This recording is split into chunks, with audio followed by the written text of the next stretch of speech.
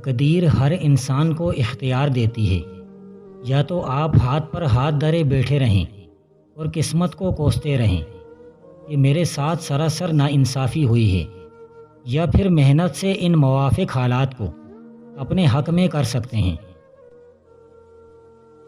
جو وقت گزر گیا اس کو یاد کر کے کچھ اصول بنا لیں تاکہ جو وقت باقی رہ گیا ہے وہ بہتر ہو جائے۔ دوسروں کی مدد پہنچنے کے انتظار میں بیٹھے رہنے سے بہتر یہ ہے کہ اپنے موجودہ وسائل کو بروئے کار لا کر بھرپور جدوجہد کر کے اپنے مسائل کو خود حل کر لیا جائے۔ زندگی میں پیسہ ہی سب کچھ نہیں ہوتا۔ پیسہ آسائشیں تو خرید سکتا ہے لیکن سکون اور خوشیاں نہیں۔ گدھا ایک بے ضرر حیوان ہے جس نے سماج کی بے مثال خدمت کی ہے۔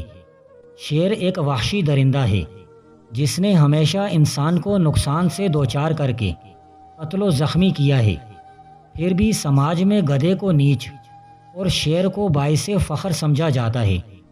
ہمارا معاشرہ ایک طاقتور جابر ظالم کی قدر و منزلت اور کمزور و محکوم کی تذلیل کرتا ہے، جو ایک بیمار معاشرے کی خوبی ہے۔ جو کسی سے فائدہ اٹھانے کو اپنی قابلیت سمجھتا ہے وہ بہت جلد خود بے فائدہ انسان بن جاتا ہے۔ ہار اور جیت تو اپنے اندر ہوتی ہے، مان جاؤ تو ہار ہے، ٹھان لو تو جیت ہے۔ منزل پانا تو بہت دور کی بات ہے، غرور میں رہو گے تو راستے بھی نہیں دیکھ پاؤ گے۔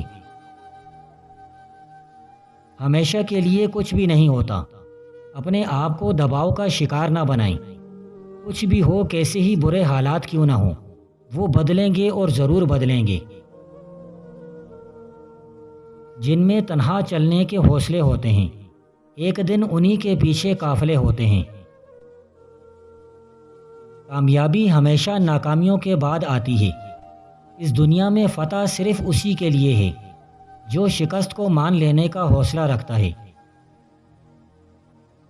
جو استعمال ہوتا ہے وہ ترقی کرتا ہے اور جو استعمال نہیں ہوتا وہ ضائع ہوتا ہے۔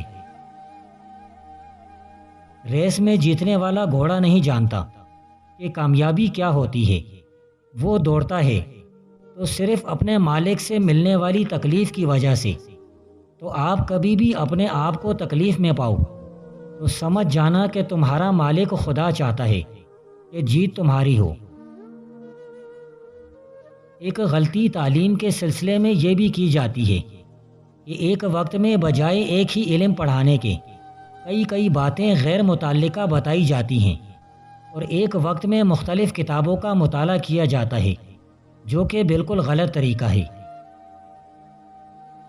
قوموں کی زندگی و موت ان کے خیالات و افکار کی زندگی و موت سے بھی وابستہ ہے۔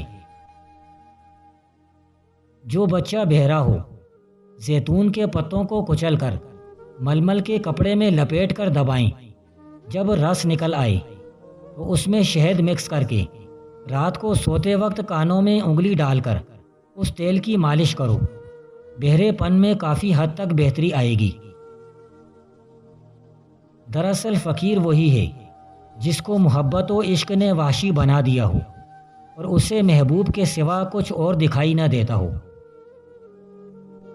ولی نہ تو ریاکار ہوا کرتا ہے اور نہ منافق و برا ہوتا ہے۔ جس کا یہ خلق ہو اس کے دوست کس قدر تھوڑے ہوں گے۔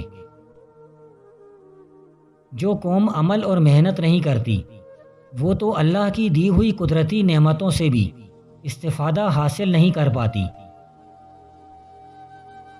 مغلوب قومیں ہمیشہ غالب اقوام کی تقلید کرتی ہیں، کیونکہ نفس انسانی کی یہ کمزوری ہے کہ جن لوگوں کی اطاعت و پیروی پر وہ مجبور ہوتا ہے ان میں غیر شعوری طور پر ایک طرح کے کمال کو مانتا ہے اور چاہتا ہے کہ وہ کمال اس میں منتقل ہو جائے۔ اپنے دل کو یقین سے قوت دے، حکمت سے روشن کر، موت کی یاد سے اس پر قابو پا، فانی ہونے کا اس سے اقرار کر لے، مصائب یاد دلا کے اسے ہوشیار بنا۔ خدا سے خوف کر اس کے حکم پر کاربند ہو، اس کے ذکر سے دل کو آباد کر لے، اس کی رسی کو مضبوطی سے تھام لے، کیونکہ اس رشتے سے زیادہ کوئی رشتہ مضبوط نہیں۔ جب تو گناہ کو یاد کرے اور پھر گناہ کی لذت نہ پائے تو سمجھ جائیں کہ تم اب گناہ سے دور ہوتے جا رہے ہو اور سیدھے راستے پر آ رہے ہو۔ بادشاہ کو غیر معمولی طور پر ذہین ہونا چاہیے تاکہ ہر غربت میں رہنے والے فرد کی مدد کر سکے اور اس کے علم میں ہو کہ کون سا فرد غربت کی زندگی بسر کر رہا ہے۔ جو قومیں قہر و تسلط کے سائے میں پروان چڑھتی ہیں اور ظلم و ستم کو برداشت کرتی ہیں لیکن ہمت رکھتی ہیں، وہ کبھی لاچار اور ناکام نہیں ہوا کرتیں۔ ترقی کے لیے بدی عصبیت اور فضیلت کے ساتھ ساتھ ایک اعلیٰ و عرفہ مقصد یا مثال کا ہونا نہایت ہی ضروری ہے۔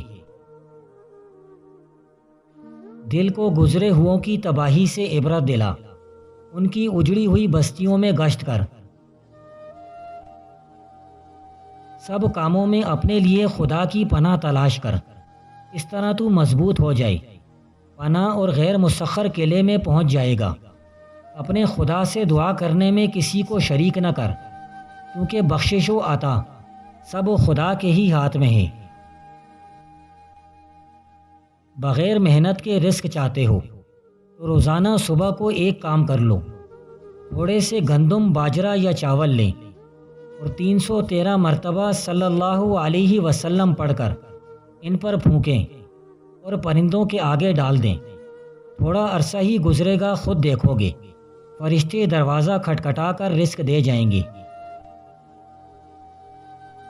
تو اپنی سب امیدوں میں کبھی کامیاب نہیں ہو سکتا۔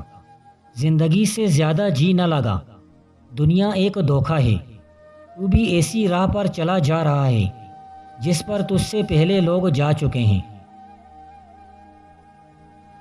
اے غافل، تو لاکھ بھاگ لے دنیا سے مگر تو بھاگ نہ سکے گا، ایک نہ ایک دن تجھے شکار ہو جانا ہی ہے۔ لہٰذا ہوشیار رہ کہ موت ایسی حالت میں نہ آ جائے کہ تو ابھی توبہ ہی کی فکر میں ہو اور وہ درمیان میں حائل ہو جائے۔ اے بندے، موت پر، اپنے عمل پر اور موت کے بعد کی حالت پر ہمیشہ تیرا دھیان رہے، تاکہ جب اس کا پیام پہنچے تو تیرا سب کچھ پہلے سے ٹھیک ٹھاک ہو۔